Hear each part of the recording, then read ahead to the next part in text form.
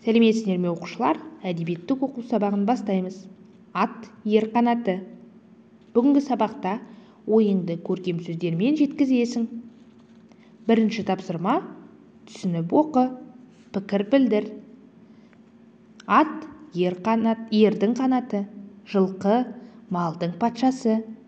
Жылқының сүті шекер, еті бал деген сөздерді қалай түсінесің? Өз ойыңды қысқаша айтып бер. Екінші тапсырмамыз: өлеңді тыңда. Бұл жерде бізде атқа міндім деген өлең берілген. Шу жануар, бұл менің алғаш атқа мінгенім. Желдірмек боп атымды, қысып қалдым тақымды.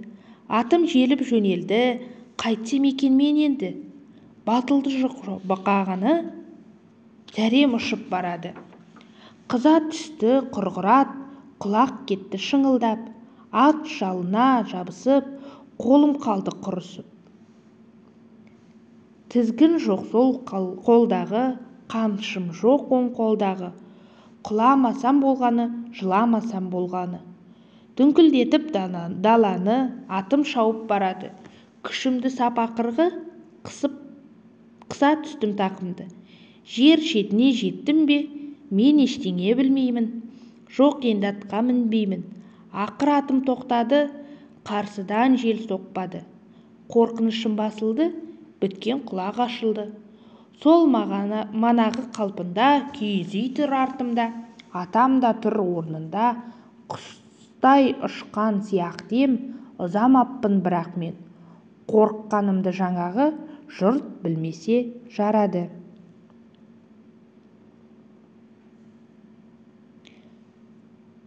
Бұл өлеңнің авторы Қастек Баянбай.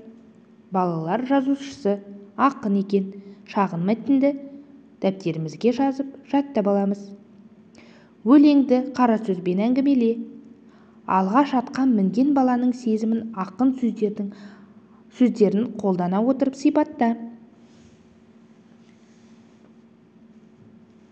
Берілген тақырыптар төңірегінде ой бөліс. Атқа міну өнер, атқа міну спорттың түрі, атқа міну ұлттық ойын. Балалар, қазақ батырларының мінген арғымақтары әрқайсысы өз аттарына белгілі бір себепке байланысты, тарихына байланысты ат қойған болатын. Алғашқы суретте Абылай туралы тарихи жырларда 15 жасар Абылайға Бөгенбайдың бата беріп, астына Нарқызыл атын сыйлағанын айтылады. Екінші суретте ол Алшаңбоз деген және Құлаша ат деген ат мінген туралы айтылған.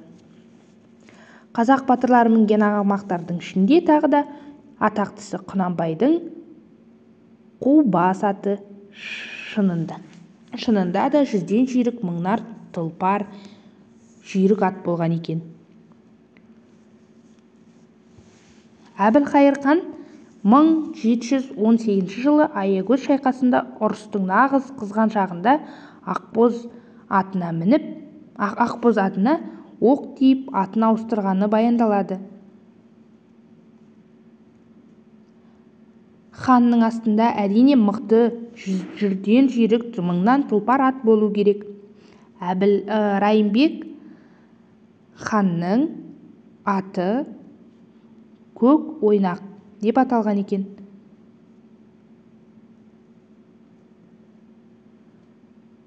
Келесі бізде батыр да, ат та тарихи кейіпкерлер. 3 ғасырдың мерзіміндегі барлық батырлар мен олардың мінген аттарын тізбектеп зерттеу мүмкін емес. Біздің тарихи дерегі бар атқа байланысты жырлар мен өлеңдердің көркем образдары ғана сөз еттік. Үй тапсырмасы: берілген өлеңнің мағынасына байланысты сурет салу. Сабақ аяқталды.